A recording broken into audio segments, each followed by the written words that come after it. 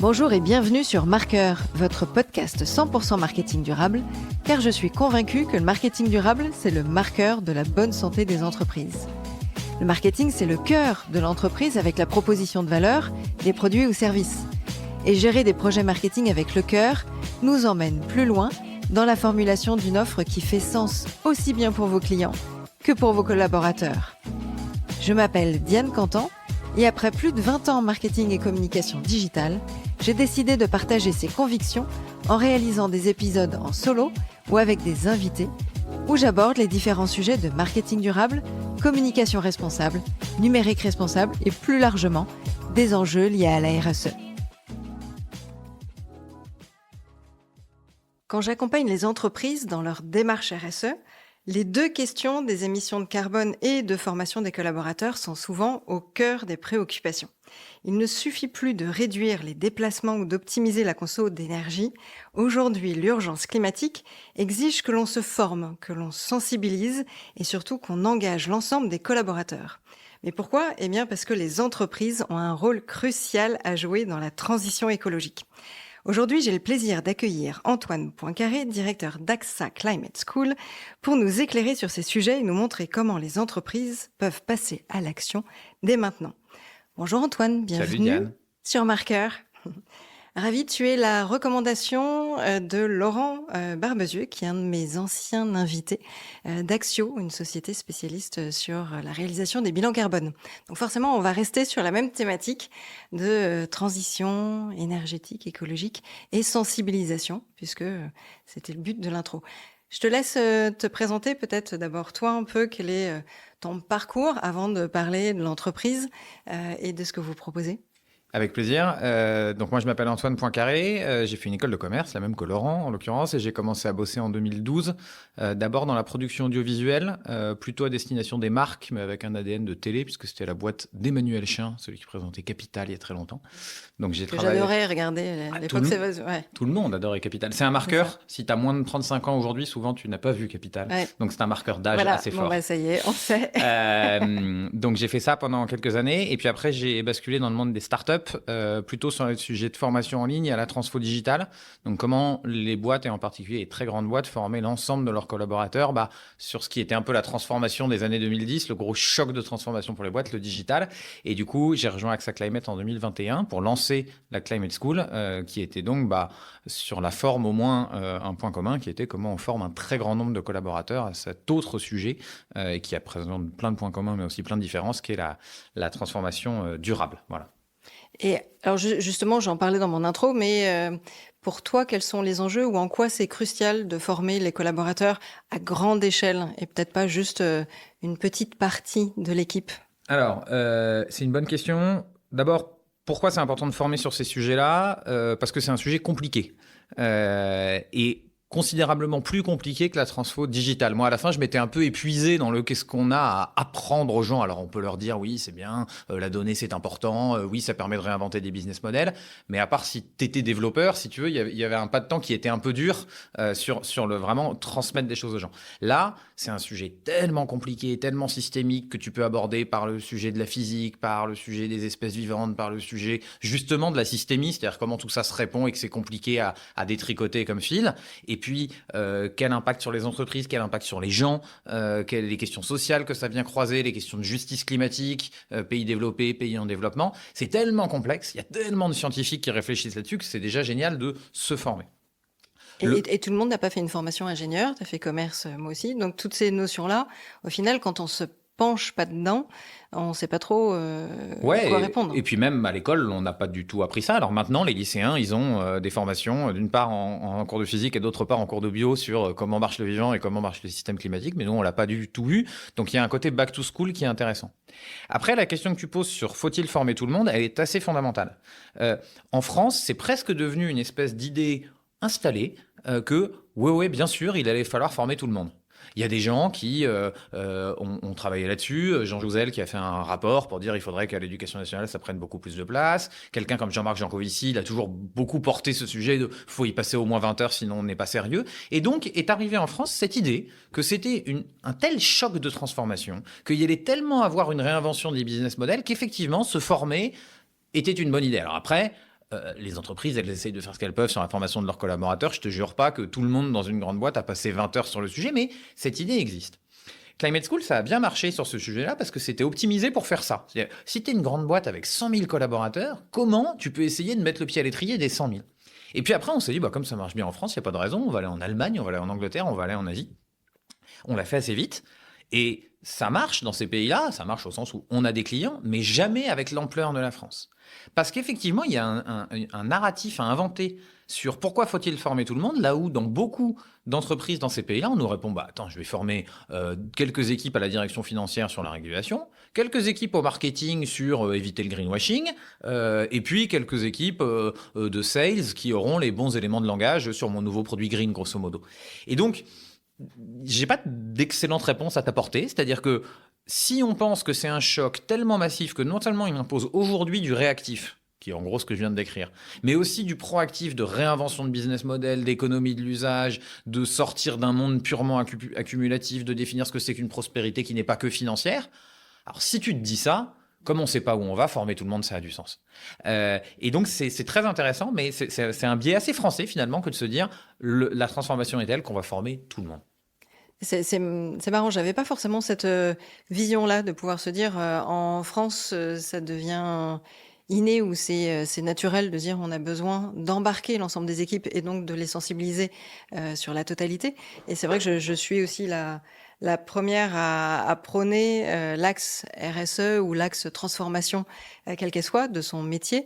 Non pas en se disant il y a que la R&D ou il y a que les RH sur le volet social ou il y a que les achats dans une démarche responsable, mais c'est vraiment tous les métiers de l'entreprise qui doivent repenser leur job, leur quotidien en se disant mais comment je peux améliorer, comment je peux réduire mon empreinte carbone, comment je peux challenger le business model, challenger les process en interne et ça quelle que soit la taille de la boîte au final. Et il n'y a pas que nous, parce que nous, on aurait pu, entre guillemets, avoir des biais dans l'exécution. Quand tu regardes une entreprise comme la Fresque du Climat, enfin une association, comme la Fresque du Climat, c'est à peu près comme nous, c'est-à-dire c'est massif en France et énormément d'entreprises l'ont adapté. Et dans plein d'autres pays, ça fonctionne. C'est vraiment pas de dire il n'y a aucune boîte qui le fait à l'échelle dans ces pays-là. Il y en a, évidemment. Simplement, c'est moins mécanique, c'est moins évident pour elles de se diriger vers ça. Est-ce qu'on est un peu en avance ? Tu vois, souvent on dit la France est un peu en avance au niveau de l'Europe et l'Europe est forcément plus en avance que la Chine ou les US. Et ça, tu le ressens aussi Alors, du coup faut voir sur quoi. Sur cette idée qu'on va basculer dans un monde où on va réinventer les critères de succès économique, grosso modo, et qu'il va falloir jouer sur les business models. Je sais pas si on est en avance, mais en tout cas, on a poussé la réflexion assez loin. Sur ce que c'est que de s'équiper en ENR, on est plutôt en retard. Donc si tu veux, tu vois, c'est quoi une industrie de demain? Il y a des pays qui sont en train d'essayer de le faire de manière un petit peu plus poussée que nous. Donc moi je pense qu'il y a un certain nombre de facteurs. D'abord il y a un truc qui est que et donc c'est pour répondre aussi à la France au sein de l'Europe. Cette transition aujourd'hui, elle demande de repenser ce qu'on pourrait appeler la liberté économique, c'est-à-dire en gros la régulation, la réglementation, le rôle des États par rapport à l'économie. Or en France, on est assez à l'aise avec le fait que la force politique impose entre guillemets des choses au monde de l'entreprise. Plus on est dans un modèle ultralibéral, plus c'est compliqué de se poser cette question-là. Et je pense aussi qu'on a un biais qui est que on aime bien se dire qu'on pourrait réinventer des modèles économiques. Il y a un truc... Intellectuellement parlant, c'est ça que tu veux dire. Je pense qu'il y a un petit héritage des Lumières, de la Révolution, quelque chose de se dire une fois on a trouvé et si on retrouvait. Je pense qu'il y a quelque chose un peu comme ça. En tout cas, on est à l'aise avec l'idée de se poser cette question-là. À nouveau, moi, quand je vais dans des entreprises allemandes, anglaises, il y a plein de fois où je suis amené par quelques collaborateurs sur ces sujets-là et je vois bien qu'il y a une distance qui est plus large. Je me dis, mais attends, c'est pas notre boulot, ça. C'est peut-être le boulot du gouvernement, c'est peut-être le boulot, mais moi, à un moment, I'm here to do business, quoi. Tu vois, une lecture un peu américaine du sujet, très, très Friedmanienne, finalement, vraiment à la Milton Friedman. La boîte est là pour maximiser son profit. Voilà, je pense que dans l'air du temps... Ça, c'est les années 70, mais on est en train d'y revenir. On est en train de se demander à quoi ça sert une entreprise, et en fait, plus largement, et là, c'est fondamentalement un peu vertigineux, on est en train de se demander à quoi ça sert tout ce qu'on fait. Et cette question-là, dans un monde qui est la fin de l'abondance et un monde sous contrainte, si je prends un peu des ressources, en eau, en carbone, en ce que tu veux, pour faire une activité économique, il va falloir se demander à quoi ça sert? Et là, on en arrive à une question qui est un peu le marketing durable. C'est-à-dire que moi, en école, j'ai pas appris à quoi ça sert. J'ai appris à répondre à la question, y a-t-il un besoin? C'est à un moment. Et s'il n'y a pas de besoin, est-ce qu'on peut pas le créer un peu? C'est une vraie question d'offre et de demande. Et jamais la question de l'utilité sociale de ce que je fabrique. Et il y a des innovations, on le voit bien là, par exemple, avec l'IA, où ne pas se poser la question de l'utilité sociale nous amène à une espèce de grande gabegie de production de plein de choses dont on ne sait pas à quoi elles servent. Et répondre à la question à quoi ça sert, je pense que c'est la question de la décennie, et elle est hyper dure, parce que comment tu fais ça tout en maintenant de la liberté individuelle, tout en maintenant un degré de liberté dans l'activité économique, c'est très très compliqué. C'est souvent ça qui freine, c'est cette démarche économique et business où générique ou une direction va imposer de toute façon pour l'année d'après les mêmes résultats avec une croissance et on va être sur des KPI très financiers. Et c'est vrai que dans la mentalité de la plupart des dirigeants, on est encore dans cet axe-là. Mais quand on se pose la question de réellement à quoi ça sert ou à quoi quel peut être le sens dans tout ça, finalement, humainement, avec la crise de Covid qu'on a connue, un certain nombre de collaborateurs se sont posés cette question vis-à-vis du sens de leur job et du sens de l'entreprise. Donc c'est un peu l'étape qui va venir, et c'est de pouvoir se dire, finalement, les produits que l'on propose, l'offre de services que l'on propose, est-elle pertinente? Non pas pour un groupe de population ou comme on l'a appris en cours de market, mais plutôt par rapport à la planète et aux limites planétaires qu'on vit. Oui, tout en n'étant pas trop manichéen dans le jugement. C'est-à-dire, ça serait un peu facile de se dire oh là là, il y a ces dirigeants qui ne pensent qu'à optimiser leur compte de résultats, tandis que ces collaborateurs n'appellent tous de leur vœu que des changements. La réalité, c'est qu'on est tous un peu addicts à un modèle de croissance, au sens vraiment de croissance volumique et monétaire d'une année sur l'autre. C'est-à-dire cette idée que demain sera plus gros qu'aujourd'hui. On s'y est vachement habitué nous aussi. On a quand même chacun d'entre nous un peu envie d'être augmenté chaque année, se dire que demain sera plus beau, se dire que je pourrais avoir un appart un peu plus grand et que je pourrais partir en vacances dans un endroit un peu plus sympa. Donc il y a une réinvention de ces codes à jouer, mais voilà, elle est pas. Faut pas tomber dans cet écueil qui consistera à dire on est tous fondamentalement bons et nous sommes dévoyés par des entreprises et le marketing qui nous amènent là. C'est très très très systémique. C'est le concept marrant qui a été inventé par un copain qui s'appelle Pierre Pertout, qui est le triangle de l'inaction, qui est de se dire il y a les entreprises, les individus et le gouvernement, et chacun regarde les deux autres en disant quand les deux autres feront un effort, je serai prêt à bouger. Quand il y aura plus de pub pour les avions ou quand là je prendrai plus l'avion. Et en fait, si on regarde toujours les deux autres en disant, et évidemment le gouvernement lui dit quand les citoyens seront prêts, je passerai ma mesure, mais si elle est trop dure, j'y perdrai des voix. Et les entreprises, elles disent tant que j'ai pas une demande de gens qui sont prêts à payer un peu plus cher mon produit green, j'ai pas très envie de le développer. Parce que mes concurrents sont de toute façon là et qu'ils vont continuer à faire le business. Donc voilà, donc ce concept de triangle de l'inaction, alors une fois qu'on l'a caractérisé, on sait pas exactement ce qu'on en fait. Il est censé nous inciter à dire allez, je fais le premier pas. Mais voilà, je pense que c'est quand même un concept intéressant pour voir le truc et se rappeler les responsabilités un peu partagées de tout un chacun. Alors, on est déjà parti dans le vif du sujet, mais j'aimerais revenir un peu à la genèse parce que quand on entend le mot AXA, pour moi, je pense assurance et je ne pense pas business school ou climate school. Du coup, comment c'est né tout ça? Alors, la genèse, c'est il y a 6 ans, donc en 2019, la création d'AXA Climate comme une petite entité à part, dont le mandat est de réfléchir au-delà de l'assurance. C'est de dire face à l'ampleur du choc climatique, la réponse assurantielle qui consiste à dire je mutualise le risque et quand il y aura un problème, je te rembourserai, ne sera pas suffisante. Et dans le même temps, un assureur, acteur plutôt du temps long, qui est capable de prédire dans une certaine mesure, ou en tout cas dont c'est le métier de prédire à quoi ressemblera le futur climatique, a des arguments à faire valoir aux entreprises pour les aider différemment. Et donc, on crée cette entité-là. Alors, moi, je ne suis pas encore tout à fait à ce moment-là, j'arrive en 2021, mais avec une feuille de route qui est finalement assez floue, qui est de dire on va chercher. On a des actifs, on a de la donnée, on a des bons scientifiques, et puis on est écouté, entre guillemets, par les entreprises parce qu'on est un assureur. Qu'est-ce qu'on peut chercher et faire émerger ? Il y a eu pas mal de plantades, il y a eu des idées de business qui finalement... Parce que oui, tout ça, pardon, je ne le dis pas, mais c'est avec l'ambition quand même d'en faire une activité économique. Alors, pas un truc pas une licorne demain, mais effectivement, ce n'est pas associatif, ça doit générer un peu de financement, de revenus, et évidemment, payer nos salaires et faire un petit profit. Donc il y a eu des idées qui n'ont pas marché. Et puis il y a 2 idées qui sont les plus matures aujourd'hui, à côté d'une activité d'assurance, quand même sur les sujets d'assurance de nature, qui est vraiment l'historique d'AXA Climate et autour duquel on s'est construit. 2 idées. Une idée de conseil en adaptation, Donc, ça a été de dire, mais en fait, on a de la donnée. On peut vous dire très localement sur vos 100 sites ou les 100 sites de vos fournisseurs à quoi va ressembler le climat et la nature en 2030, en 2050. Parce que ça, on le voit, ne serait-ce qu'avec les inondations qui a eu lieu il y a pas longtemps en France, un certain nombre d'entités, d'entreprises qui sont situées sur ces localisations se disent, je perds mon sous-sol, je perds mes données, j'ai plus d'électricité, mon activité est arrêtée. Il y a clairement des questions. On le voit l'été avec les canicules.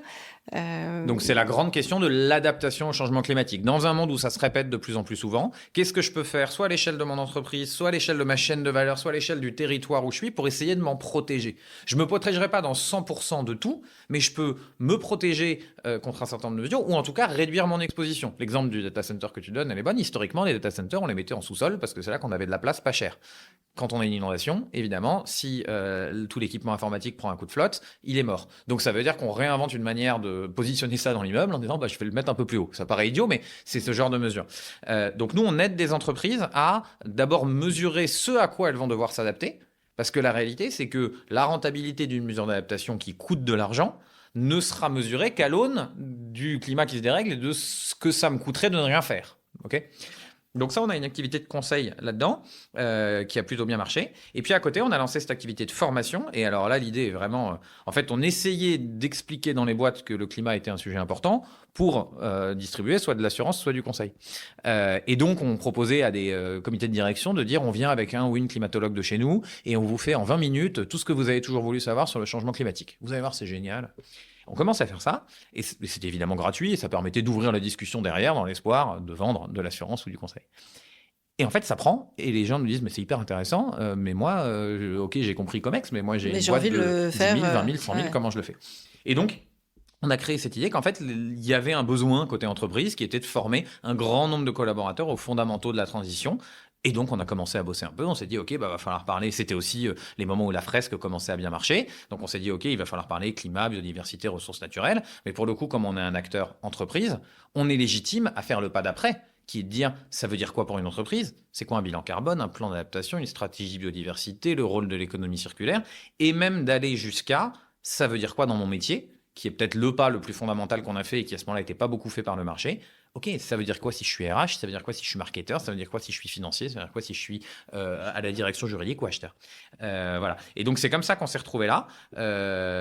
Et donc, aujourd'hui, on est à peu près 70 à faire ce métier-là. On a environ 200 clients dans le monde entier, plutôt des très grandes entreprises qui forment l'ensemble de leurs collaborateurs avec ça. Certains nous font confiance depuis 4 ans, ça s'est lancé il y a 4 ans.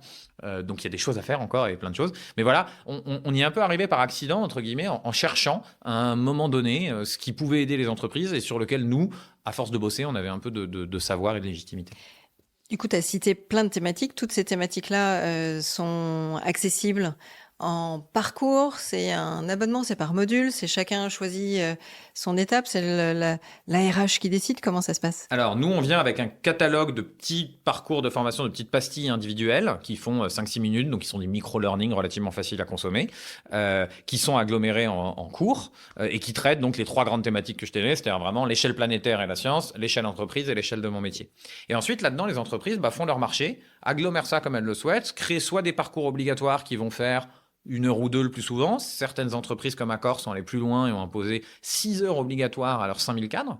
C'était juste après l'arrivée de Brune Poisson. C'est beaucoup. C'est beaucoup, oui. Pour ceux qui ont peut-être déjà travaillé dans des grandes entreprises. Sur cette thématique-là, parce qu'en fait, souvent dans les formations, déjà c'est contraint par un certain budget pour les boîtes. Et après, on valorise davantage des formations opérationnelles en lien avec le métier que de la projection sur une thématique climatique. Le point, c'est qu'ils étaient en train d'en faire en lien avec le métier. C'est-à-dire, après avoir fait les cadres, on a fabriqué des modules sur mesure, là, pour le coup, pour les dirigeantes d'hôtels, en disant ça veut dire quoi faire certifier ton hôtel vert, etc., qui était poussé par le groupe. Et on est même descendu aux collaborateurs et collaboratrices dans les hôtels qui vont s'occuper du ménage, de l'alimentation, de l'accueil, pour qu'ils puissent comprendre ça. Donc, en fait, c'était un premier pas qui était de dire... Prendre conscience aussi de l'impact au niveau de leur métier, quel qu'il soit, à n'importe quelle échelle. Donc, voilà, les entreprises font ça. Il y en a qui qui lancent des plans très ambitieux et quasi obligatoires, d'autres où ça fait plus partie du catalogue de formation accessible et c'est plus ou moins poussé par des directions opérationnelles, par des pays. On a voulu laisser beaucoup de flexibilité aux entreprises sur comment elles le faisaient, venir dans leurs outils de formation existants, leur permettre de mélanger ce qu'on fait et ce qu'elles ont déjà sur le sujet, parce que la vérité, c'est que plein de boîtes avaient fait des choses. Simplement, tout en même temps, elles ont voulu faire des académies du développement durable. On s'est dit, OK, il y a une partie de cette académie qu'on peut faire une fois pour toutes très bien, traduit dans plein de langues et du coup avec un niveau de qualité certain, et ensuite elle le déploie comme ça. Et donc les entreprises payent pour ça. S'il y a des auditeurs qui veulent regarder les cours, ils sont disponibles gratuitement pour les individus. Même si vous travaillez dans une grande entreprise, je ne le saurais pas, vous pouvez y aller. Si vous allez sur axaclimateschool.com, il y a un bouton d'inscription qui s'appelle Découvrir nos cours, je crois, et vous avez accès à tous les cours. Et en fait, nous, on fait ça gratuitement pour les individus et pour les institutions d'enseignement, donc essentiellement les grandes écoles aujourd'hui, un petit peu des lycéens à droite à gauche. Et après, les entreprises, on monétise auprès d'elles la capacité à faire des choix dans les cours, avoir accès au contenu en marque blanche, l'intégrer dans leurs outils, etc. Et fixer des objectifs et derrière avoir des suivis de qui a suivi quoi. Exactement. De pouvoir le préciser dans un certain nombre de KPI RH sur la formation ou la sensibilisation sur ces thématiques-là. Absolument, KPI RH, et puis même maintenant de plus en plus les KPI liés à la CSRD, donc forcément, l'extra-financier. Le sujet de l'année 2024. Voilà, l'extra-financier normalisé qu'est la CSRD, auditable, etc., donc qui vraiment gagne en sérieux, entre guillemets, face aux financiers. Et là-dedans, dans les énormément de points de données que vous pouvez décider de partager dans le cadre de la CSRD. Il y en a autour de la formation en général, donc ça c'est plutôt des critères sociaux, et puis il y en a spécifiquement sur la formation au développement durable. Parce que là, chez AXA Climate School, on est très tourné transition écologique, énergétique. Finalement, quand on démarre une démarche RSE, alors je sais, la plupart des clients sont déjà impliqués parce que c'est de grosses boîtes. Si on est sur des plus petites structures ou des PME, ETI, qui démarrent dans cette démarche RSE, il n'y a pas tous les autres volets de la RSE? Alors, c'est une vraie question. Côté éthique. Ouais, pas mal de nos clients nous ont effectivement demandé comment on pouvait gérer le S de ESG, donc une espèce de social school à côté d'une climate school.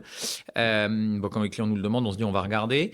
On n'y est pas allé pour l'instant pour pas mal de raisons. D'abord, c'est un petit peu moins notre culture. On vient tous plutôt alors, moi, je viens d'un background complètement tech et pas du tout, mais je suis vraiment tombé dans la marmite du sujet environnemental et pas mal des gens qu'on a recrutés viennent vraiment du sujet enviro.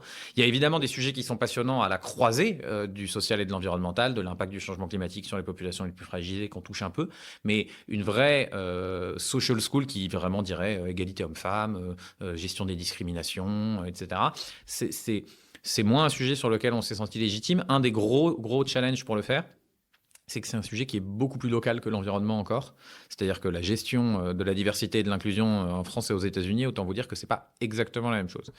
Alors vous me direz l'environnement non plus, mais le social encore plus. Donc il y a une petite difficulté à proposer des cours qui marcheraient dans tous les pays du monde, un peu plus. Et puis voilà, moins notre sujet, donc il a fallu faire des choix. Il y avait énormément de choses à faire sur l'environnement, mais il est évident qu'il y aurait de la place. Quand des boîtes nous demandent, maintenant je recommande un copain dont la boîte s'appelle Remixed et qui propose pas mal de contenu sur ces sujets-là, qui s'appelle Maxime Rosiniewski et qui fait un super boulot. Ils ont fait des petites pastilles vidéo très sympas, un peu dans l'ADN de ce qu'on peut faire. Donc il y a des gens qui essayent.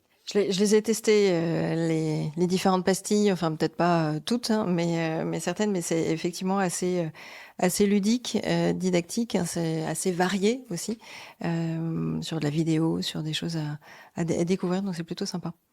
Tu parles de chez nous, hein, oui. Alors celle de chez nous, pour le coup, en 2 mots, moi, parce que du coup j'ai passé quasiment 10 ans avant sur le sujet de la formation en ligne, il y a eu vraiment une croyance que le problème de la formation en ligne était en gros l'expérience utilisateur, pour le dire vite. C'est-à-dire que d'un coup il y a eu cette idée que le contenu allait être de moins en moins cher parce que YouTube est arrivé, quoi. Donc tout le monde faisait des vidéos assez qualitative.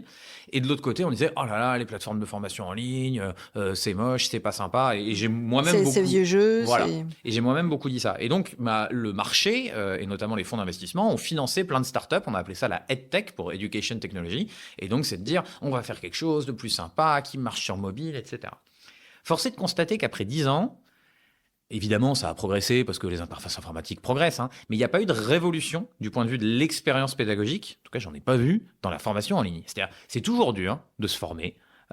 Faut toujours des incitatifs assez forts à le faire. En B2C, un des beaux succès, c'est Duolingo. Vous apprenez une langue. Mais bon, souvent, si vous apprenez une langue, c'est que vous avez, soit parce que vous Une avez motivation extrinsèque très forte. Vous connaissez plutôt intrinsèque souvent. Vous connaissez quelqu'un, ça peut être une relation amicale, amoureuse, et vous avez vraiment envie de parler sa langue. Vous allez partir dans tel pays parce que vous avez une opportunité professionnelle. Et donc, vous y passez le temps et vous surmontez ces difficultés-là. Sur de la formation en entreprise, c'est souvent plus compliqué. Il faut une carotte. Voilà. Et du coup, moi, après 10 ans avoir dit, on va essayer de regarder ce qu'on peut faire du point de vue de l'interface technique, j'en suis un peu arrivé à l'idée de dire, difficile de trouver un coup génial là-dedans. Et dans le même temps, comme on s'était dit, le contenu, c'est de moins en moins cher à produire, la vérité, c'est qu'on avait accepté un appauvrissement de la qualité des contenus en disant, oui, vous voyez comment ça, l'image du e-learning, un peu image d'Épinal, mais quelqu'un de pas forcément très bon en prise de parole en public, devant des slides, et c'est un peu ennuyeux. Et donc, on a pris le contre-pied, nous, en disant, OK, on va pas du tout être un acteur de la technologie. Je me mêle plus, moi, de la formation en ligne d'un point de vue expérience utilisateur. Celle-là, je vais la laisser aux plateformes, elles valent ce qu'elles valent, le marché fera son boulot. Et par contre, je vais essayer de faire en sorte que quand j'attrape l'utilisateur, si vous me permettez l'expression, quand il me consacre 3 minutes pour regarder une de mes vidéos, c'est vraiment bien. Et là, du coup, c'est là que moi, mon parcours au tout début, plutôt dans l'univers de la télé, a été marrant. C'est que vraiment, on s'est dit, la ref en sciences à la télé, c'est pas sorcier. Et donc, on est allé chercher des équipes qui bossaient aujourd'hui sur les émissions scientifiques de la télé. Le présentateur... en français qui s'appelle Mathieu Duméry, c'est vraiment l'héritier un peu de Jamy aujourd'hui. Donc on est allé, dans la version allemande, on a trouvé le vrai Jamy. C'est vrai ? Ralf Kaspers, vraiment c'est celui d'une soixantaine d'années que tous les Allemands connaissent. Donc on s'est dit on va vraiment essayer de mettre le paquet sur la qualité de la production audiovisuelle pour que ce soit sympa à suivre pour les gens.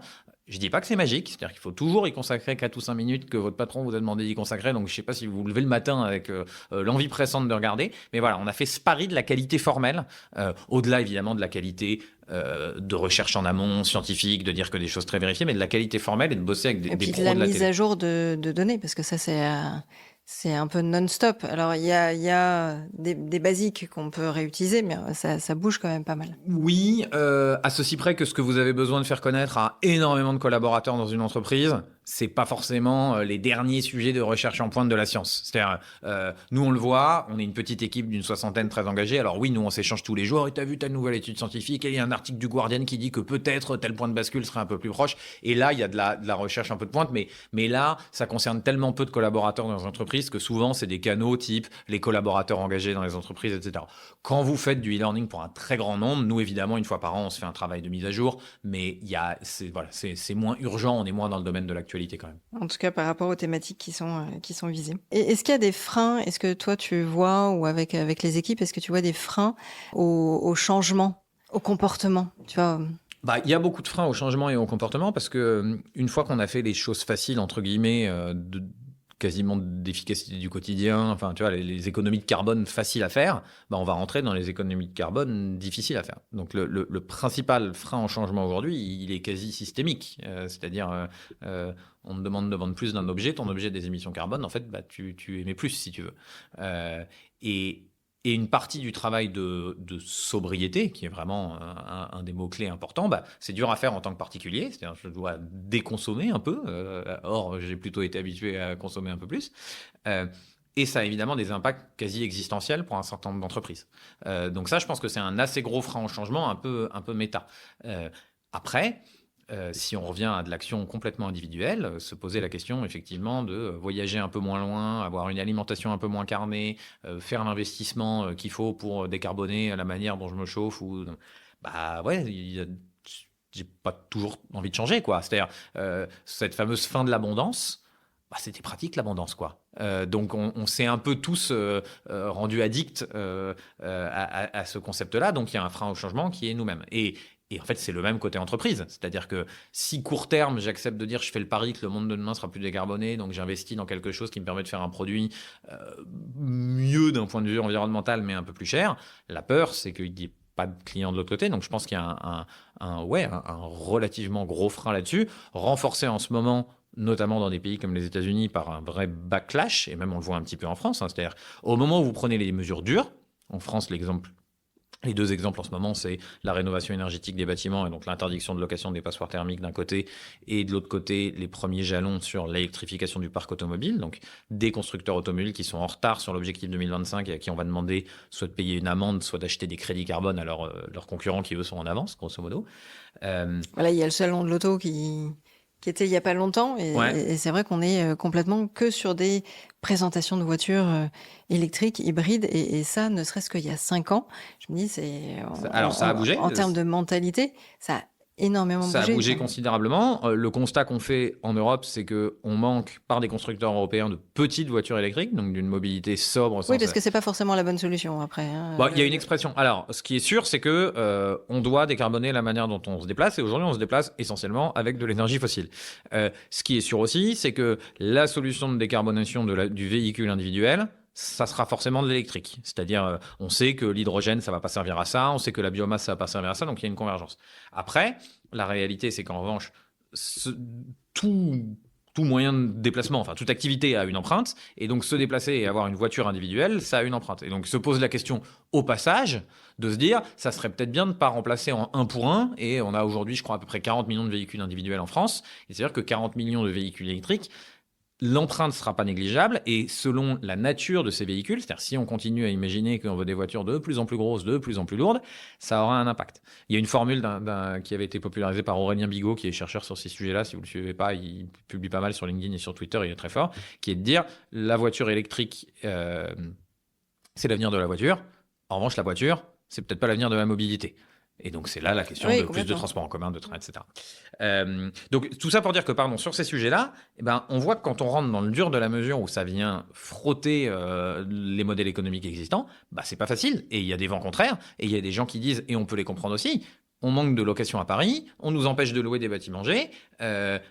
Qu'est-ce qu'on fait? Et donc, est-ce qu'on se redonne 1 ou 2 ans de marge ou pas? Voilà, on est au moment. On n'arrêtait pas de dire on fait pas assez de rénovation énergétique. Jusqu'au moment où la loi arrive et à ce moment-là, qu'est-ce qu'on fait? Est-ce qu'on se dit qu'en urgence, ça va forcer un certain nombre de rénovations énergétiques et c'est un mauvais moment à passer? Est-ce qu'on essaye d'absorber ce mauvais moment à passer? C'est toutes ces questions-là qui sont politico-économiques, mais qui sont un gros frein au changement. Mais à la limite, c'est bien, on a la bonne discussion à ce moment-là. C'est souvent ça, en fait, cette notion de conduite du changement, en fait, qui fait peur. On le voit, mais sur n'importe quel projet. Quand tu parlais tout à l'heure de transfo digital ou de projets digitaux au démarrage, il y a un certain nombre d'années, au final, ça faisait peur à un certain nombre de collaborateurs qui sont pas prêts à se dire ça va changer quoi, ça va avoir quel impact, est-ce que mon poste est menacé, puisqu'on est là-dessus. Et donc là, on arrive avec une autre thématique. Tant qu'il n'y a pas les contraintes de la direction et que la direction n'a pas elle-même les contraintes réglementaires, législatives, etc. On peut toujours se dire on a le temps, on prend ce temps.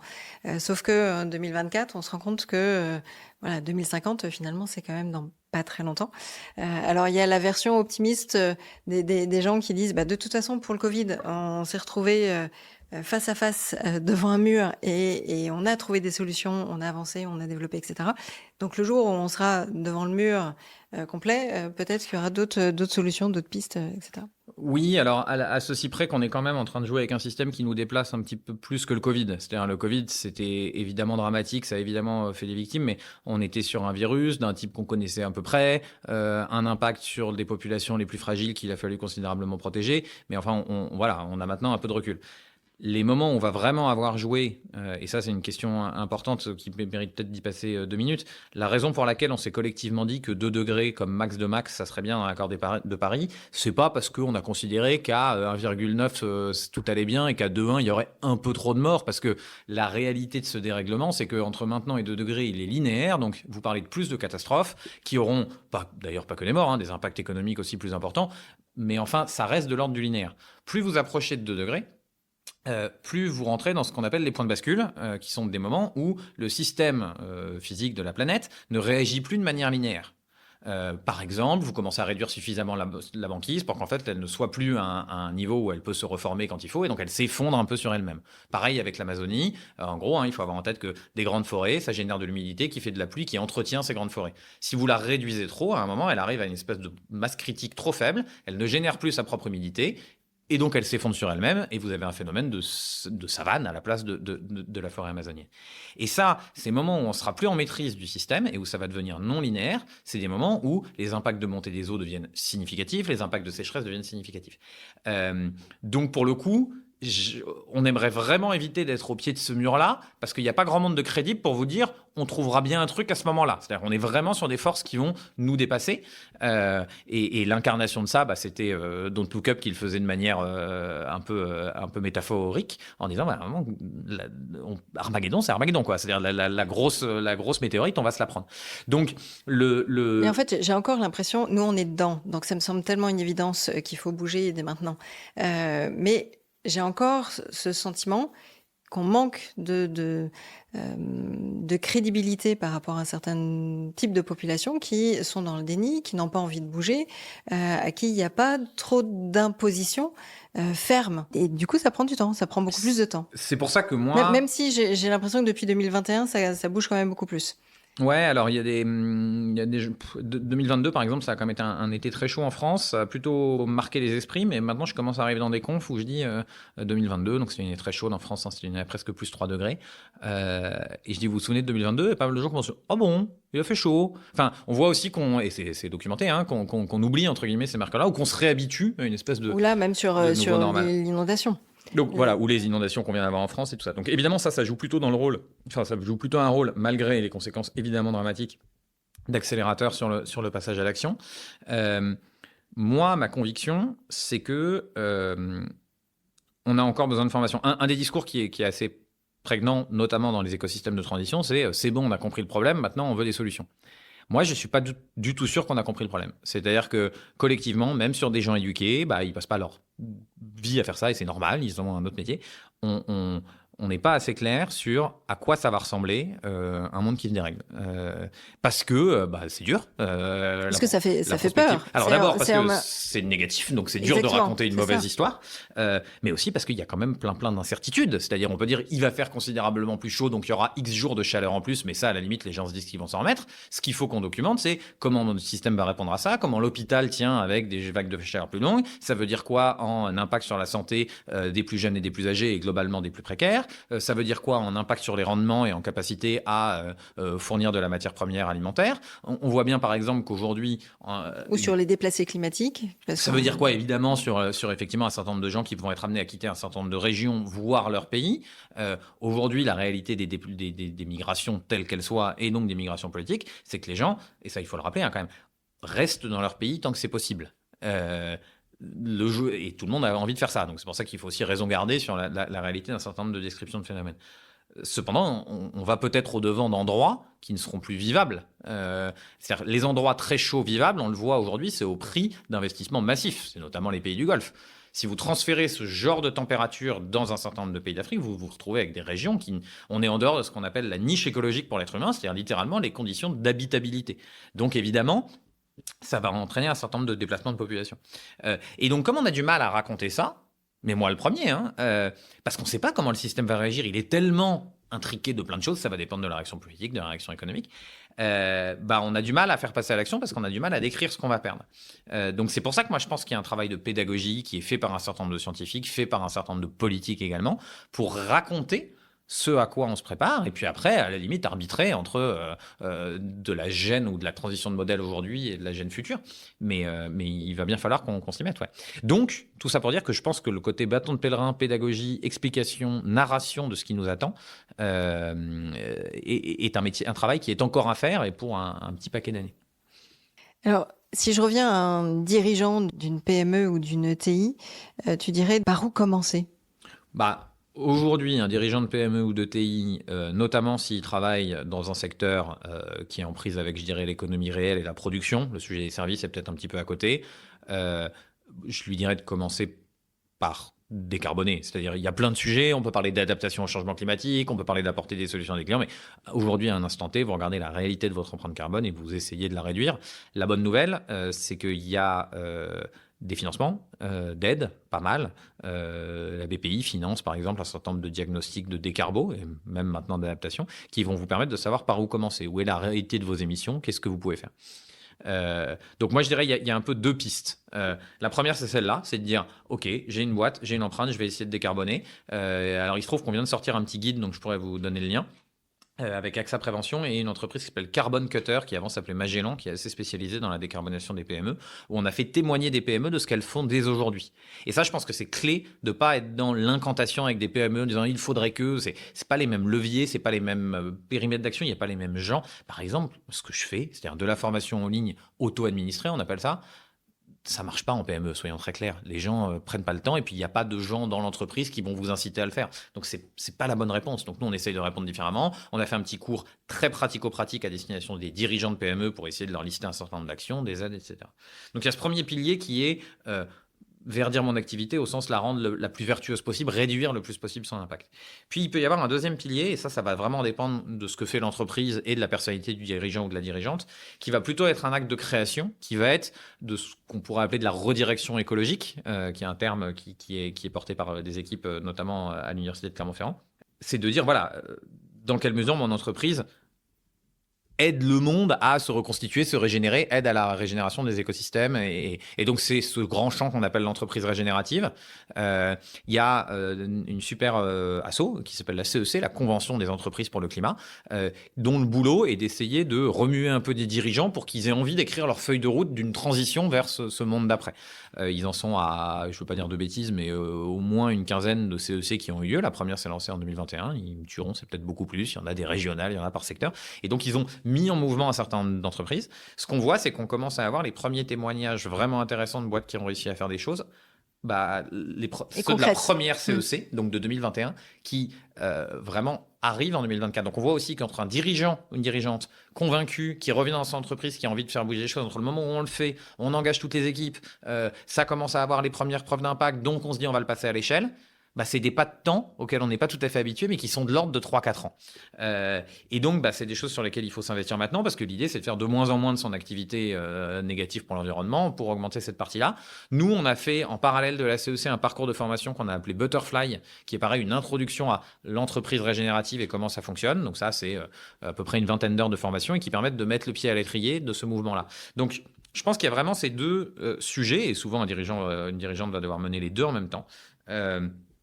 Réduire l'empreinte de son activité actuelle, et là, c'est presque de la compliance, entre guillemets, ou c'est presque rester compétitif, et de l'autre, pour engager les équipes, être dans un acte de création, et ça, tout le champ et l'énergie qu'il y a autour de l'économie régénérative est assez porteur.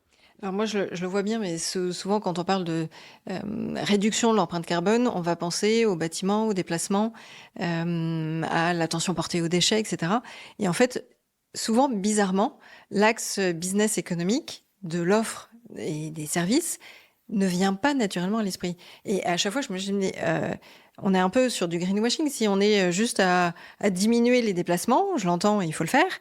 Mais au final, il faut se re-challenger au niveau du business, au niveau de l'offre. Qu'est-ce qu'on consomme en termes d'énergie, de ressources, repenser complètement le cycle de vie du produit ou des services et se dire, sur chacune des étapes, finalement, qu'est-ce que je peux améliorer, diminuer, challenger, supprimer, peut-être quand on a des lignes de produits, on en parlait tout à l'heure, de se dire, est-ce qu'on en a réellement besoin? Tu vois, moi, je fais souvent le parallèle avec les yaourts dans le supermarché. Je me dis, mais au final, est-ce qu'on a besoin d'autant de catégories de produits? Non. Alors moi, ça me frappe parce qu'effectivement, il se trouve que j'habite à côté d'un grand carrefour, en pleine ville, mais d'un grand carrefour. Et donc, effectivement, la variété de ce qui m'est offert, et donc la complexité en gestion des stocks et in fine les choses qu'on va jeter, je trouve que tu as raison, ça fait partie des quelques trucs où tu te dis probablement que dans 15 ans, on nous regardera en disant « mais vous avez pas tilté ». L'autre truc, ça va être l'urbanisation. C'est-à-dire, on voit aujourd'hui, quand on voit une photo de la place de la Concorde qui était un parking géant, on dit « non mais attendez, c'est pas possible, dans les années 60, vous faisiez comme ça ». Je pense que le choc que va être la revégétalisation de nos espaces urbains, ça va être un truc où la génération d'après nous regardera en disant « mais dans quoi vous viviez ?» C'est ça, tu veux me parler de le petit test ah oui, alors juste URL, juste avant le podcast, pareil, on pourra mettre le lien. Il y a un super site néerlandais qui permet de taper votre adresse. Alors, on a testé nos deux adresses. Chez moi, ça marche très bien. Ouais, chez Diane, un peu moins bien, donc vous pourrez tester. Vous mettez votre ville, votre adresse, et ça vous donne un Google Maps donc la vue Google Maps de votre rue, et un petit algo vous génère la version alternative si qui ont laissé plus de place au végétal, plus de place au vélo, si votre rue était piétonne. Tout d'un coup, c'est assez frappant de voir en bas de chez vous. Non, mais je voulais juste dire comme ça, il y a des points, une fois qu'on a compris, il y a des points qui cristallisent, et tu as raison, l'abondance de produits différents, ça fait partie des... Mais c'est compliqué, moi, quand j'en parlais avec mon père récemment, qui me disait... Et alors, il y a 150 yaourts dans ton Carrefour, en quoi c'est grave? Et en fait, j'ai pas réussi à avoir une bonne réponse tout de suite, parce que faut réfléchir un peu, de dire qu'est-ce que ça veut dire en amont, de dépenses marketing, de machin, de date de péremption. Si on avait moins de produits, il y aurait les stocks tourneraient un peu plus vite, etc., etc. Donc ça, c'est sur ta partie de l'abondance. Après, sur ce que font les entreprises, je pense qu'il y a greenwashing si vous vous attaquez, et que vous en faites beaucoup de bruit, à une toute petite partie de vos émissions. C'est-à-dire si effectivement vous vous concentrez sur le transport de vos commerciaux quand vous fabriquez un produit phytosanitaire qui a un impact sur la nature absolument considérable, là vous détournez l'attention, entre guillemets. Après, je pense qu'on peut réfléchir à ce qu'on fait en disant... On a besoin de ce qu'on fait, c'est-à-dire je possède des camions qui livrent du matériel qui en assure la mobilité, on a besoin de ce que je fais. Est-ce que demain il y a un peu moins de camions, un peu plus de frais de ferroviaire sans doute, mais en attendant, j'ai une activité. Et donc celle-là, on peut la regarder, donc on peut regarder le cœur du business. Mais là où tu as raison, c'est que si on veut trouver un discours un peu positif, il peut y avoir une pensée qui est de dire comment je deviens apporteur de solutions dans un monde qui décarbone. Une des entreprises qui a fait la première CEC qui était intéressante, qui s'appelle Equimetrix, qui est une boîte de data et de construction d'outils digitaux, elle a créé une petite activité Equimetrix Green où elle dit en fait là-dedans je mets mes consultants les plus engagés qui comprennent ce dont ils parlent et qui vont aller saisir des opportunités business qui, parce qu'ils ont compris que la CSRD ça arrive et ça pose des questions de données environnementales pour les entreprises, vont se positionner. Donc il y a effectivement la question de l'impact de ce qu'on fait et la question de comment ça aide à nous sortir de l'ornière. Et ça, plus on s'en approche des moments difficiles, plus effectivement on va demander un peu à chaque boîte, non pas seulement oui tu émets 10% de moins qu'il y a 10 ans, ou même qu'il y a 1 an, mais vu que tu continues à opérer, vu qu'on y met de l'argent et de l'énergie, à quoi ça sert? Et ça, le truc le plus emblématique de ça, c'est l'intelligence artificielle. On est en train de développer tout un tas d'usages d'une technologie où assez vite on va devoir se demander, d'accord, mais dans un monde où j'ai des problèmes et où j'essaie de les régler, à quoi ça sert? Alors, si je reviens, comme on a parlé un peu du market et de l'abondance et de large gamme ou de profondeur de gamme, est-ce que tu aurais des conseils, ou toi, par rapport aux métiers et aux formations que propose AXA Climate School sur les métiers de marketing ou de communication? Est-ce que tu as quelques conseils à distiller ou à donner aux marketeurs, aux communicants qui pourraient nous écouter? Ouais, alors il y a un truc qui m'a aidé quand on a abordé le cours marketing et communication, donc vous le retrouvez dans les petites pastilles sur le site si vous voulez aller voir, qui était vraiment de séparer un peu marketing strat et marketing opérationnel. Et au sein de marketing strat, il y avait deux niveaux de lecture qui me semblaient intéressants. Le premier, c'était celui de ta marque, et le deuxième, c'était celui de ton produit.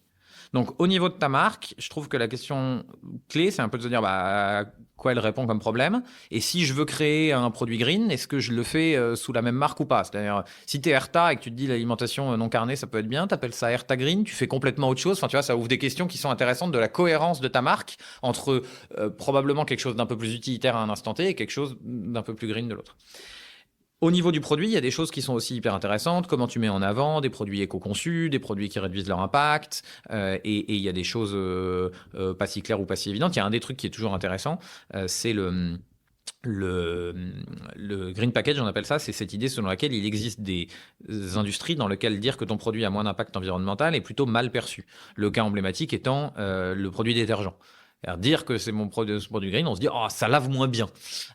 Et donc il y a malheureusement des moments où il faut faire des efforts et peut-être pas trop le dire. Vaut mieux dire que ça sent très bon et que ça lave très bien plutôt que c'est. Donc ça c'est un exemple un peu tiré, mais en fait chaque produit demande une complexité dingue et c'est là que le métier du marketeur, je pense, se réinvente considérablement. Dans un métier où pendant 20 ans on peut dire qu'il y a eu un mouvement, et là je parle notamment en B2C, où au marketeur on lui demandait de connaître très bien sa cible. Qui est mon acheteur, qui est mon acheteuse, pourquoi il m'achète et quel âge il a et ce qu'il va racheter. Et je crois que de plus en plus, à mesure qu'on va vers ce green, il va falloir aussi connaître très bien son produit. Qu'est-ce qu'on peut dire, qu'est-ce qu'on peut pas dire et comment c'est fait et avoir le bon degré de discours, je pense que c'est pas évident. Un des exemples, par exemple, intéressant, c'est la lessive. On est passé de lessive dans des gros bidons en plastique à du film microsoluble qui est très pratique pour tout le monde parce qu'on le jette et il n'y a plus rien. Et puis on vous le met dans une jolie boîte en carton et on vous dit, regardez, il n'y a plus de plastique, la vie est belle. La vérité, c'est que ces microplastiques passent dans l'eau. Il y a de plus en plus d'études qui tendent à montrer que ça fait plutôt des polluants. Et la ville de New York a interdit les pods, là, donc ces espèces de... pour revenir au bon vieux système où, certes, vous avez une bouteille en plastique, mais on sait à peu près comment la recycler si on la traite bien. Et puis, vous pouvez aller faire du vrac dans les magasins, etc. Donc, c'est...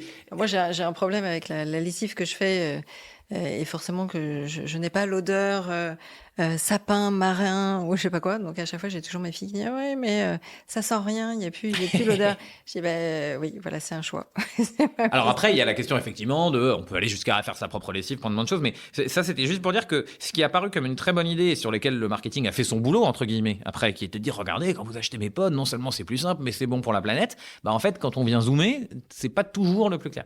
Donc il y a ce sujet-là. Et puis après, si vous sortez du marketing plus strat, vous arrivez sur des questions de marketing opérationnel. Et là, il y a vraiment deux jambes qui sont vraiment ce sur quoi je communique. Donc là, on est plutôt sur éviter le greenwashing. Il y a plein d'exemples de boîtes qui ont fait des choses. Et comment je communique. Et là, c'est la question, quelle pub, quel format, est-ce que mes pubs digitales dans le métro, j'en ai vraiment besoin dans un monde où on commence à retirer les pubs dans le métro. Enfin, d'anticiper un peu ces questions-là. Ou d'éviter de me faire tacler par X personnes sur la partie greenwashing. Et ça, je fais écho avec l'épisode avec Mathieu Janisch Voilà, Mathieu, qui s'y connaît typiquement, bien. il nous a fait l'amitié de témoigner dans le cours qu'on a fait sur le marketing. Et donc voilà, je trouve que parce que pareil, on essaye de pas être trop donneur de leçons, parce que mine de rien, enfin, même pas donneur de leçons, pas trop incantatoire. C'est-à-dire, l'idée, c'est qu'à un moment, ce cours, il est destiné à tous les collaborateurs des départements marketing d'un certain nombre de très grandes boîtes. Donc, je peux pas leur dire du jour au lendemain, ça serait bien de moins vendre. C'est pas audible. Donc, on essaye de leur donner des outils d'analyse, de regarder ce qui va se passer du point de vue de l'atténuation, du point de vue de l'adaptation, de faire attention aussi parce que c'est des collaborateurs dans plein de pays dans le monde, donc on peut pas non plus être trop à nouveau basé sur ce qu'on voit en France et en tirer des tendances mondiales. Donc on essaye de tirer ce fil. Après évidemment, plus on parle avec des collaborateurs engagés dans les boîtes et plus on passe par des canaux différents, plus ça permet d'aller pousser le curseur un peu plus loin. Est-ce que tu as des exemples comme ça qui t'ont marqué ou que toi t'apprécies au quotidien par rapport à soit une conso perso, une conso pro? L'exemple dont je pense que ça vaut le coup de continuer à parler, parce que pour moi c'était un marqueur très fort en France, ça a été la campagne de pub de l'ADEME. Les dévendeurs. Les dévendeurs, ouais. C'est-à-dire cette idée, donc il y en avait plusieurs, hein, et il y avait 2 campagnes qui étaient sur des produits où on vous proposait, monsieur venait acheter une ponceuse, on lui disait vous pourriez plutôt la louer, puis une dame venait acheter une machine à laver, et on vous disait vous pourriez plutôt la réparer. Et donc c'était un dévendeur. Et celles-là, elles sont passées parce que en fait, on voit bien que c'est une partie de l'avenir. Alors personne n'a trop dit que c'est des modèles économiques moins faciles à faire tourner de réparer votre machine que de vous en vendre une nouvelle. Mais bon, on voyait à peu près le chemin. Celle qui a fait scandale, c'est celle sur le textile, hein, où la personne arrive avec ses 2 polos noirs, dit au vendeur vous me conseillez lequel, et l'autre lui dit aucun des deux puisque vous avez déjà un polo noir. Donc là, c'était quand même l'État français avec tout le poids de sa communication. C'est des campagnes officielles, il y a Petite Marianne, il y a tout ça, qui incitait à déconsommer. Alors en plus déconsommer du textile, on sait ce qu'a subi l'industrie textile depuis plusieurs années. Et donc je pense que c'est un point de bascule parce que on a vu l'opposition. Le ministre de l'économie de l'époque a dit je trouve que c'est une très mauvaise pub, on devrait la retirer. Le ministre de la transition écologique a dit non, moi elle me va bien et elle a été maintenue.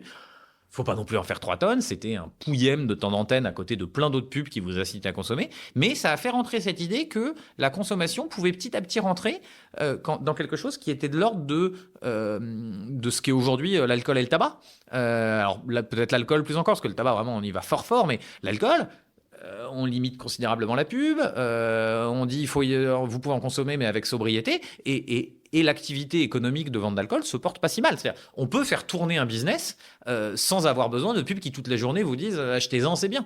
Peut-être pas tous les business, mais donc voilà, ce parallèle m'a semblé intéressant parce que à nouveau de la part de la puissance publique qui dans le même temps, et c'est là les injonctions contradictoires, incite à consommer et a envie que le PIB augmente, elle prenait du temps d'antenne pour dire réfléchissez à ce que vous achetez et à quoi ça sert. Et cette question fondamentale de quand j'ai déjà un polo noir, à quoi sert ce deuxième polo noir? La réponse étant pas grand-chose.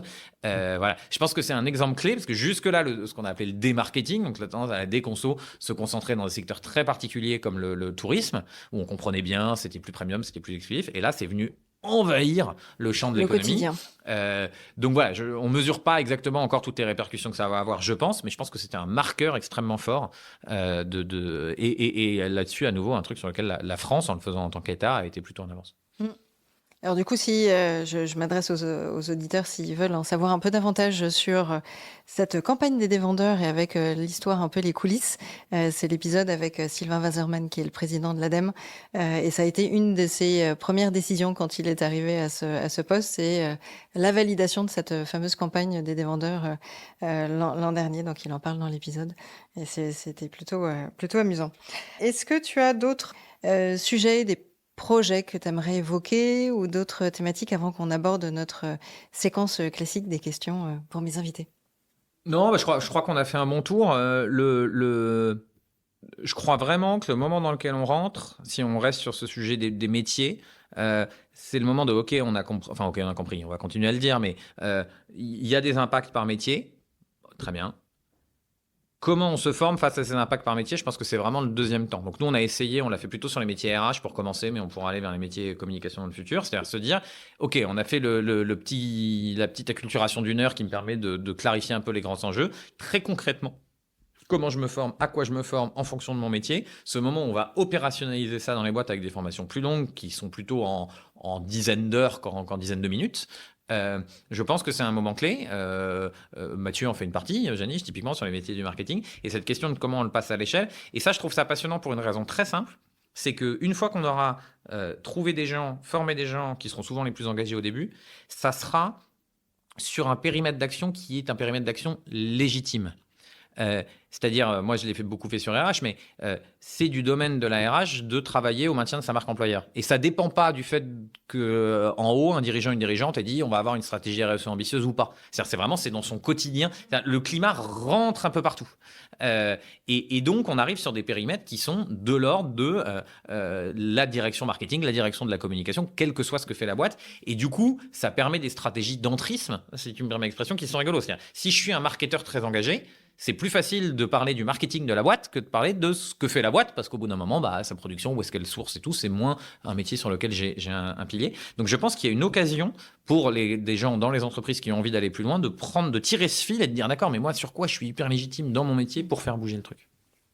Et embarquer le reste de l'équipe, parce qu'en fait, souvent, au market, pour moi, c'est vraiment le cœur de la boîte, parce que le principe même de l'offre et des produits ou de services que tu proposes, ça commence au marketing. Puis après, tu as besoin de la R&D, tu as besoin de la prod, tu as besoin du commerce et de toutes les fonctions support. Mais c'est justement là où on a ce lien facile avec l'ensemble des départements de l'entreprise et on peut faire aussi bouger les lignes. Plus que peut-être les RH qui ont une autre vision. Qui va être complémentaire. Je dis pas on a besoin de tout le monde, mais en tout cas, moi je le voyais, c'était aussi plus facile dans ma boîte avant de faire bouger les choses parce que on avait cette fonction-là, market et la com. La vérité, c'est que je pense que tu peux prendre quasiment chaque métier et dire qu'il est fondamental. C'est-à-dire, tu arrives dans des métiers agroalimentaires, les acheteurs vont te dire mais attends, on est le cœur du réacteur et c'est par nous que le changement climatique va arriver et qu'on va avoir du mal à sourcer et machin. Les financiers vont te dire mais en fait il faut mettre de l'argent sur la tonne de carbone et la traquer est incroyable et comme je suis la finance je vois tout passer. Les RH vont te dire à raison j'ai la main sur les collaborateurs, ou en tout cas c'est moi qui gère le fait qu'il y ait des gens dans cette boîte et si demain il y en a plus ou s'ils sont ont bien du mal formés, s'ils ont les bonnes compétences. Donc en fait on peut tirer un fil par chaque métier et le marketing a raison, dira mais moi je suis le point de contact entre tout ce que vous faites d'un point de vue fabrication et le client final et s'il y a plus de client final qui s'articule à ma proposition de valeur, alors vous avez un malin avec votre boîte qui tourne sans client. Donc en fait chaque métier, et c'est ça qui est assez fascinant, peut prendre le truc et peut le prendre sur des enjeux de légitimité. Donc je pense que voilà, on entre dans un moment où il faut ceux qui sont dans l'entreprise sont engagés et ont envie de rester dans l'entreprise, et c'est pas évident. Les bifurqueurs ont aussi leur rôle à jouer et envoient un signal très fort à la société. Mais ceux qui décident de ne pas bifurquer et de rester dans l'entreprise, faut les équiper, faut leur donner des moyens, il faut les faire monter en compétences pour pouvoir, dans des métiers qu'ils connaissent déjà, prendre les bonnes actions et au bon rythme. J'adore quand tu es engagé comme ça, investi du discours. Ouais, il y a je le pense vraiment. C'est-à-dire, il y a des choses vraiment chouettes à faire quand on voit des gens dans les boîtes qui ont envie de bouger. Et du coup, il y a aussi plein de pessimisme. Et ça, j'ai pas mal de soirées où je me dis aussi, on a quand même un gros problème. Et comme on freine pas, on est en train de rentrer dans une zone franchement dangereuse. En tout cas, on freine pas assez vite. Mais ouais, il y a de l'optimisme à voir des gens qui ont envie de faire des choses dans les boîtes, bien sûr. Ouais, ça fait du bien. Alors, si j'attaque ma séquence classique invitée, le nom de mon podcast s'appelle Marqueur. Tu l'as utilisé à plein de reprises pendant l'épisode. Je ne sais pas si c'était induit au niveau du cerveau. J'ai fait marqueur avec un Q, effectivement. Exactement, mais c'est souvent ça. C'est aussi parce que pour moi, le marqueur, le marketing durable est le marqueur de la bonne santé des entreprises. Donc en fait, tu pars un peu là-dessus. Est-ce que ça t'inspire d'autres choses ? Si on tire sur cet enjeu de marqueur MARQER, je pense qu'un des concepts clés à avoir en tête, c'est qui est à la mode en ce moment, mais c'est cette fameuse logique de fenêtre d'Overton, c'est-à-dire ouvrir le périmètre de l'acceptable. Alors on le fait parfois sur l'acceptabilité d'un certain nombre d'opinions extrêmes politiques. On peut le faire aussi sur ce qui est normal dans l'entreprise. Et je pense que élargir, par exemple, quelqu'un qui a créé un certain nombre de marqueurs forts dans l'entreprise qui existaient moins avant, c'est Timothée Paric sur les sujets de la décroissance avec ralentir ou périr. Et donc, en fait, se poser quelque chose, qui peut être un marqueur, qui peut être un jalon, tu l'appelles comme tu veux, mais qui était de dire, voilà, je vais vous poser 2-3 constats qui sont la synthèse de recherches qui existaient déjà, mais je l'ai rendu clair, je l'ai rendu simple et j'ai rendu le thème acceptable. Je pense que voilà, il y a une pensée quasi politique, et à nouveau, je parle de ça au sens noble du terme de recherche de majorité, entre guillemets, qui est comment j'ouvre des chemins, je mets un marqueur, je mets un drapeau, et les autres pourront repartir de ça. Je pense que c'est quelque chose qui est intéressant et sur lequel on peut chercher des inspirations. On peut creuser le sujet. Est-ce que tu as un éco-geste que tu aimerais partager, que tu fais toi en pro, que tu fais en perso? Là, on est sur un beau plateau en open space. Ouais, moi, il y a un truc, alors je n'ai pas d'action chez eux, donc je le fais de manière naturelle, mais qui a changé ma vie. Moi, j'ai des vieux radiateurs électriques vieux, et donc pas programmables. Et j'avais déjà vu qu'on pouvait faire des choses très bien quand on avait une centrale au gaz, mais bon, du coup, on a une centrale au gaz, mais que c'était plus dur. Et en fait, il y a une boîte qui s'appelle Tico, T-I-K-O, où ils viennent chez vous, ils installent à côté de vos radiateurs des petits systèmes connectés avec un petit thermomètre chez vous, qui vous permettent sur une appli de programmer le truc, ce qui fait que vous dites, bah voilà, en semaine, quand je pars de chez moi à 9h, ça baisse, et puis ça remonte à 19h. Moi, ça m'a fait 30 ou 40% sur 2 hivers à peu près comparables en termes de température. C'est énorme. Bah oui, parce que je le faisais pas bien, en fait. Je baissais pas, j'étais un idiot, hein, mais je baissais pas trop en partant, parce qu'en plein hiver, revenir, ça m'embêtait et tout. Et c'est gratuit. Et en fait, ils viennent vous l'installer, et la manière dont ils se rémunèrent, c'est qu'en échange de ça, ils commercialisent à RTE, ce qu'on appelle un droit d'effacement, c'est-à-dire que si le système électrique est sous pression lourde, vous acceptez qu'il baisse la température cible d'1 degré. Chose que si vraiment vous n'appréciez pas le sujet, vous pourrez tout à fait remettre dans le même coup. Vous étiez à 20, ils vont mettre à 19, vous remettrez à 20, donc ne vous inquiétez pas, vous pouvez passer outre. Mais en attendant, le fait sur un grand nombre de gens d'être capable comme ça de soulager le système à un instant T, ça se commercialise, et c'est comme ça qu'ils financent le fait de venir vous installer les dispositifs. Donc moi, dans les trucs récents qui ont un peu changé ma consommation de manière assez massive et qui sont gratuits, et moins lourd que de la rénovation énergétique, il y a ça. Eh ben écoute, je connaissais pas. Moi, après, je suis en tout électrique et pareil, programmable avec la pompe à chaleur. Donc, du coup, ça limite aussi cet axe-là.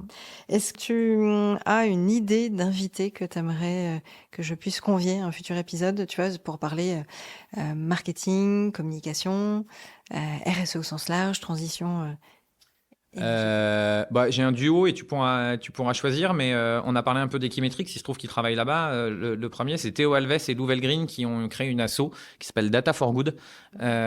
Et donc, ils mettent leur dispo. Elle travaille chez Carbon 4 Finance. Donc, c'est deux spécialistes de la donnée et qui, en parallèle de leur métier, mettent à dispo dans le cadre de l'asso leur capacité à faire de l'analyse de données pour des ONG, des journalistes qui veulent bosser sur une enquête. Là, ils sont derrière notamment la grosse enquête qu'a sorti Le Monde sur l'impact écologique du saumon d'élevage. Voilà, et ils font ça, et donc ils font des appels à projets. Donc voilà, nous on sait faire de la donnée, dites-nous sur quoi on pourrait aider, et puis après ils filent, donc c'est eux, et puis évidemment tous les membres de l'asso derrière. Et évidemment, les sujets de données sont jamais très loin des sujets de marketing, et donc il y a probablement des choses à faire, mais en tout cas, je trouve voilà, ces deux figures importantes de la transition à Paris qui sont hyper engagées dans leur métier, qui sont par ailleurs très sympas. Donc je serai toi, je les inviterai. Ok, cool, merci. Et alors, pour le mot de la fin, j'aimerais te dire, si tu avais une baguette magique, qu'est-ce que tu ferais? Qu'est-ce que je ferais? C'est une très bonne question. Parce que je trouve que le risque de cette question, c'est de répondre sur un sujet extrêmement climat, en disant, on peut tout imaginer, on pourrait avoir une source d'énergie propre ou tout ça. Et le risque de ça, c'est ce que Aurélien Barraud, l'astrophysicien, symbolise assez bien en disant, le jour où on aura tout décarboné, on détruira l'Amazonie à coups de pelleteuse. Moi, en ce moment, le sujet qui m'obsède un peu, et on va voir dans les années qui viennent, c'est la forêt. Donc, c'est la capacité de nos sols et de nos forêts à absorber du carbone. Et il y a des endroits... on a fait une très mauvaise année en captation de carbone en 2023. C'est des choses qui arrivent, on fait des mauvaises années. Mais on parle là on a capté 2 milliards avec les forêts et le sol. Et donc, pardon, c'est une très longue réponse à la question de baguette magique. Mais puisque vous m'avez fait l'amitié d'écouter jusque-là, je vous garde encore 2 minutes. Alors qu'on parle plutôt de 10 milliards de tonnes sur une année normale. Donc, c'est déjà arrivé d'avoir de très mauvaises années. C'est dû à soit un peu plus de déforestation, soit des gros feux de forêt, soit des choses comme ça. Donc, on va voir l'année prochaine. En revanche, on sait que le changement climatique met ces écosystèmes naturels sous pression. Et comme je crois qu'on peine à avoir conscience d'à quel point ils sont importants, enfin 10 milliards de tonnes, c'est à peu près, on émet 55 milliards de tonnes. Donc, c'est beaucoup. Donc, je trouverais bien une solution magique pour se dire, on se crée un nouveau... On prend soin de la forêt. Ouais, on prend soin de la forêt et on arrive à se rendre compte d'à quel point on en dépend. Enfin, il y a un côté presque un peu, quelque part, entre Pocahontas et Avatar, si tu veux, mais qui est de se dire, putain, on a vraiment besoin de ces écosystèmes-là. Et quand ils se dégradent vite. Et donc, faut pas non plus tomber dans un truc qui est de dire laissons-les vivre et enfin, voilà, ça s'entretient aussi des forêts. Et il y a des exemples de pays qui en très peu de temps ont vu des forêts qui étaient capteuses nettes de carbone devenir émettrices nettes de carbone parce que leur santé se dégrade considérablement. Donc voilà, moi je pense c'est ma petite obsession du moment, mais c'est de se dire comment on réinvente quelque chose autour de la protection de ces espaces-là. Bien. Parfait. Ben, je vois ton obsession. J'essaye de visualiser le mix entre Pocahontas et ou Vaiana et non, Avatar. mais tu vois, il y avait ce truc de se dire, alors on l'a vachement incarné sur faut sauver l'arbre mère, le machin, mais alors, pas de peau pour vous, il n'y a pas d'arbre mère, quoi. L'enjeu, c'est il faut qu'il y ait plein d'arbres, de plein d'espèces différentes dans plein d'endroits. Tous les arbres, un peu de partout. Voilà. D'où la végétalisation de l'urbanisation et des villes où... entre autres, et la préservation des grandes forêts qu'on a déjà et qui sont un enjeu majeur. Il y en a des privés, il y en a des publics. Enfin, c'est compliqué le vivant, quoi. Et donc, ça veut dire qu'il faut des gens qui ont envie d'aller bosser là-dedans. Il faut des gens qui ont envie de les protéger. Il faut des scientifiques qui savent nous dire quoi planter aujourd'hui pour résister au climat de demain. Enfin, ça pose toutes ces questions-là. Donc, c'est malheureusement pas très baguette magique. Mais je pense qu'on a un truc à recréer. Et pour le coup, là, c'est un peu tarte à la crème. Mais les métiers du marketing et de la communication ont leur rôle à jouer aussi sur valoriser ces espaces-là comme des choses qu'on va devoir sauver à tout. Ok, eh ben, je vais rester sur ce tarte à la crème. Merci beaucoup, Antoine. Merci Diane. Merci d'avoir écouté jusqu'au bout cet épisode. J'espère que mon invité ou mes invités vous ont inspiré et donné envie de passer à l'action. Alors n'hésitez pas à mettre 5 étoiles sur votre plateforme d'écoute favorite. Vous pouvez évidemment me laisser un message sur LinkedIn ou Instagram en m'indiquant les sujets que vous aimeriez que j'aborde et les invités que vous aimeriez entendre. J'ai besoin de vos likes et abonnements pour faire connaître mon podcast. Alors n'hésitez pas à en parler autour de vous et à partager sur les réseaux sociaux. Allez, je vous dis à très vite. Ciao.